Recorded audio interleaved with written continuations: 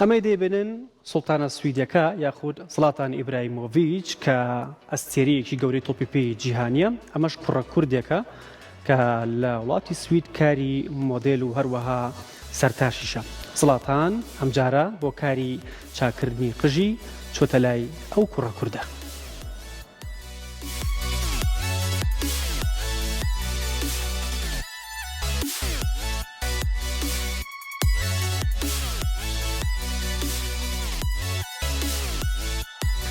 زڵاتان ئیبراهیمۆڤیچ لە سوید سەردانی سەرتاش و ستایلیستێکی ناوداری کوردی کردووە و لەوێ قژی چاک کردووە. کۆچەر فەرەج مۆدێل و سەرتاشێکی دیاری کووردە لە سوید و خاوەنی زیاد لە 700,000 فۆلۆوەرزە لە پێگەی خۆی لە ئینستاگرام.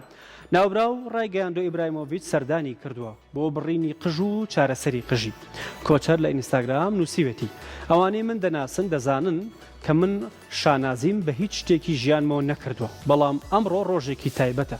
هەموو کات خەونی من بووە کە بە دیداری ئەم یاریزانە مەزنە شاد بم، بەڵام ڕووی نەداوە تاوەکو ئەمڕۆ کە چارەنووس هێنایە بەردەم و کورسی سەرتاشخانەکەم. لە دوایی کارەکەشی زڵاتان یادگاریەک لە سەر دیواری ئەو دوکانەی کۆچەر بەجێ دەهێڵێت.